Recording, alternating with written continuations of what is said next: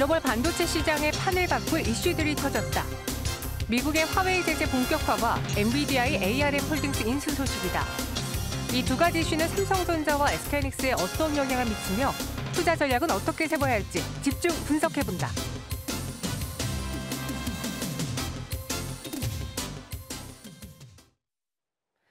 네, 와이드 경제 시간입니다. 오늘은 또 반도체에 대한 이야기를 해볼게요. 삼성전자의 3분기 실적 발표가 얼마 남지 않은 가운데 최근에 이제 수출 판도를 보니 자동차 그리고 반도체 이 전차 군단이 그래도 수출 시장에서의 힘을 내주고 있다고 합니다. 반도체 무엇이 가장 중요한 걸까요? 또 하반기를 바라보는 IT에 대한 투자 전략 세워드리도록 하죠. 한국경제산업연구원 김광석 경제연구실장과 함께하겠습니다. 어서 오세요. 네, 안녕하세요. 네, 오랜만이네요. 네, 오랜만에 뵙습니다. 네, 세계 반도체 시장에 중요한 이슈가 등장을 했고 계속해서 미국과 중국도 싸우고 있고 몸집을 불리는 기업들도 생겨나고 있는데 지금 어떤 것을 봐야 될지 우리 경제에 미친 영향에 대해서 좀 소개해 주세요. 네. 왜 반도체 시장이냐, 왜 반도체 산업이냐라는 이야기를 좀 먼저 전해드리고 싶어요. 반도체 산업이 우리 경제에 도대체 얼마나 중요하냐 이런 질문들을 많이 하시는데 마침 우리 추석 연휴 중에 10월 1일 날 지난달 9월 달 수출액 통계가 나왔습니다. 맞아요. 코로나19 이후에 처음 플러스로 반등하는 모습이에요.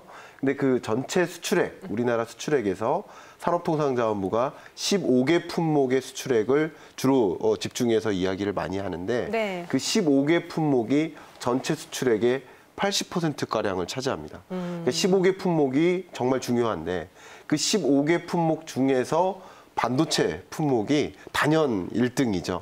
다시 말하면 우리나라 전체 수출액에서 약 20%가량이 반도체 수출이다.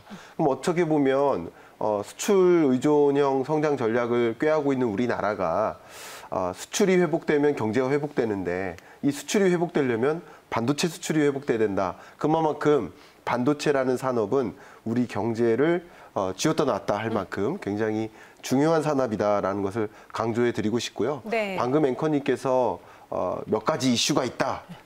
반도체 산업, 이렇게 중요한 반도체 산업에 있어서 지각 변동을 일으키는 몇 가지 이슈들이 있습니다. 그 이슈들을 바탕으로 해서 이 반도체 산업 그리고 2021년 경제 어떻게 흘러갈까 좀 들여다보면 좋은 시간이 될 것 같아요. 네.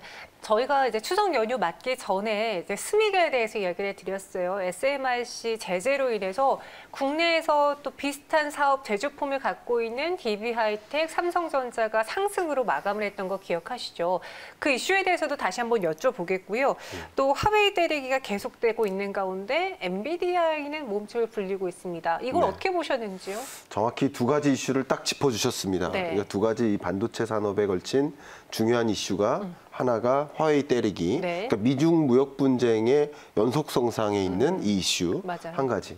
그리고 또 추가적으로 엔비디아가 ARM을 인수합병하면서 말 그대로 반도체 산업에 지각 변동을 일으켰다. 이렇게 두 가지를 좀 요약해 볼 수 있겠는데요. 먼저 화웨이 때리기는요. 미국 입장에서 자꾸 눈의 가시처럼 계속 들어오는 기업이 있는데 그게 바로 화웨이였습니다. 2019년부터 때리기를 시작했었어요. 반도체나 주요 부품 그리고 여러 소프트웨어, 어플리케이션 공급하지 말라 이렇게 제재를 가하면서 화웨이 때리기를 시작했는데 화웨이가 이미 애플의 스마트폰 시장 점유율을 넘어섰습니다. 2019년 1분기부터 넘어서기 시작하면서 20년 또 넘어서기 시작합니다.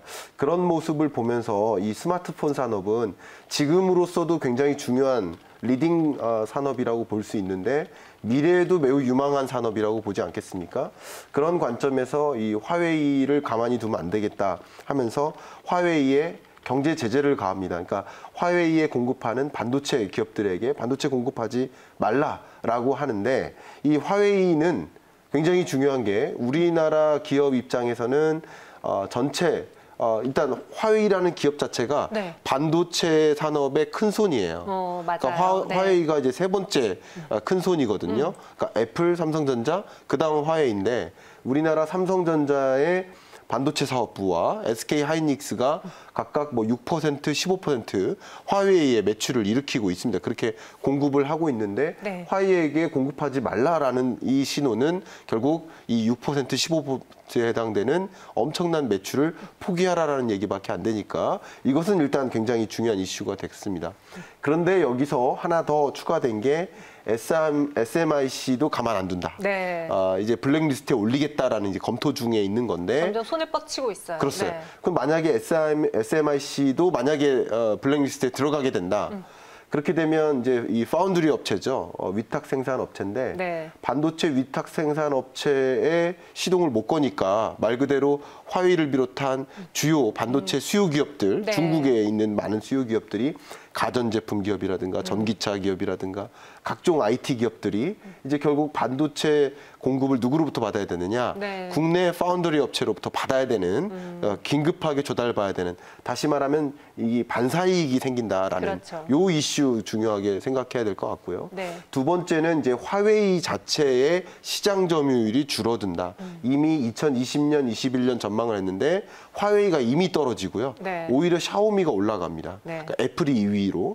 그러니까 그만큼 이 스마트폰 산업의 지각 변동이 일어나니까 상대적으로 삼성전자의 모바일 사업부 같은 경우는 네. 상당한 기회를 맞기도 한다. 그러니까 이런 두 가지 장단점을 네. 좀 같이 파악하시는 게 도움이 될 것 같습니다. 말씀하신 것처럼 삼성전자의 경우에는 반도체 사업도 있지만 IM 사업부도 있기 때문에 이 화웨이 제재가 한편에서는 악재로 한편에서는 반사이익으로 보일 수 있거든요. 그렇죠. 근데 SK하이닉스의 경우에는 네. 좀 직격탄을 삼성전자에 비해서 많이 받는 편이잖아요. 반도체에 치중되어 있기 때문에. 네네. 그래서 최근에 주가 흐름이 삼성전자보다 더 더딘 걸까요? 예, 맞습니다. 네. 그러니까 삼성전자에는 방금 정확히 말씀해 주신 것처럼 모바일 네. 사업부와 반도체 사업부 두 개의 사업부 이상의 또 다른 가전 사업부나 사업부들이 있는데 이 상쇄적인 그런 효과가 있게 나타나겠지만 네. SK 하이닉스 같은 경우는 이 반사이익보다는 이제 부정적인 영향이 더 많이 현재로서는 자리할 수밖에 없겠다라는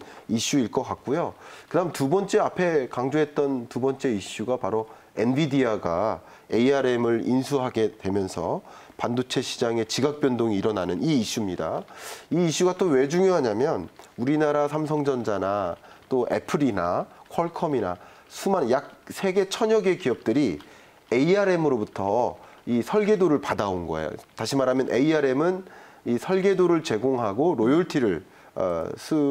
로열티를 이제 받는 그런 방식으로 비즈니스를 영위하고 있는데 다시 말하면 이 ARM을 인수합병함으로써 엔비디아가 이제 통제를 하게 된다는 거죠. 뭐를 통제하느냐? 로열티를 올려라라는 통제. 네. 혹은 어떤 기업들에게는 설계도를 주지 마라.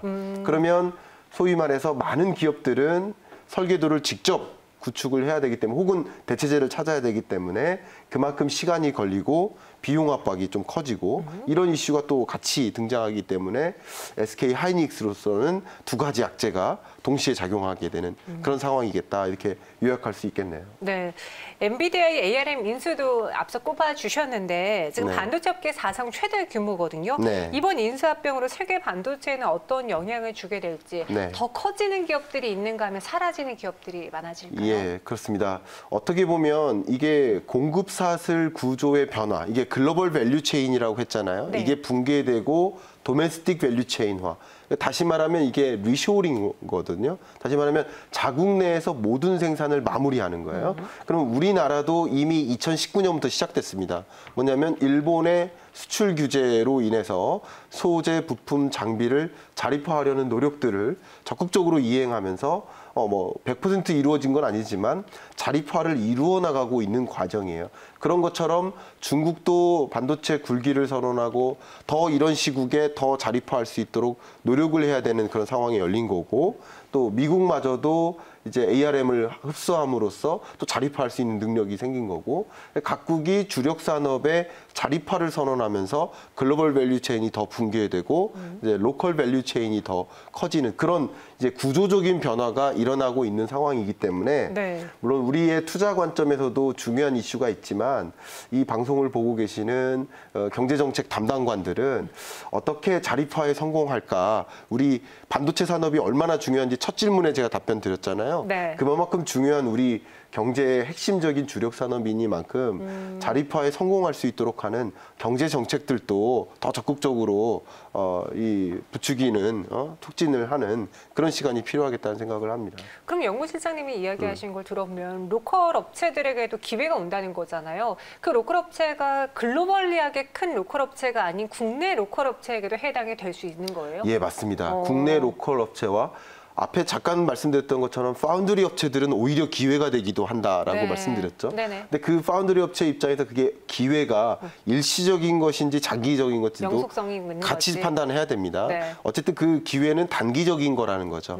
그러면 궁극적으로 우리가 필요한 것은 네. 자립화 능력인 거예요. 그래서 반도체 산업에 지금까지는 이제 메모리 반도체였지만 비메모리, 특히 이제 시스템 반도체 영역으로 적극적으로 또 고부가 가치화하고 차별화하고 기술을 더 고도화하고 이런 해 나가야 할 일들이 굉장히 많은데 그 해 나가야 할 일 중에 꼭 강조하지 않을 수 없는 게 자립화라는 이슈인 거죠.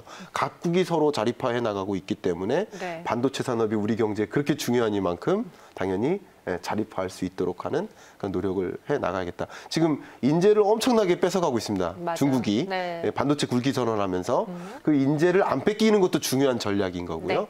오히려 외국에 나가 있는 인재들을 우리나라로 데려오는 것도 중요한 또 전략이고 그 전략들이 굉장히 많습니다. 그런 산업 정책이라는 관점에서도 고민해야 될 게 굉장히 많이 있는 이슈라고 볼 수 있습니다. 네, 그럼 투자자분들이 또 궁금해하는 게 지금 당장에 다가오는 반도체의 가장 큰 핫 이슈 삼성전자의 3분기 실적 얼마만큼 오를 것이냐인데 지금 영업이익이 예상치가 컨센서스가 10조 원대에서 11조 원대까지 올라왔고요. 오닝 서프라이즈까지 하기 위해서는 12조 원이 필요하다라고 눈높이를 높이고 있습니다. 어떻게 보시는지 삼성전자와 SK하이닉스 3분기 실적 전망해 주시죠. 지금은 이제 그 컨센서스가 그만큼 올라온 만큼 어느 정도 그 컨센서스에 부합하는 수준의 실적 발표가 있지 않겠느냐 하는 판단이 지배적입니다. 저도 그렇게 생각을 하고 있고요. 특히 코로나19 이후에 정말 이 사회가 변화했습니다.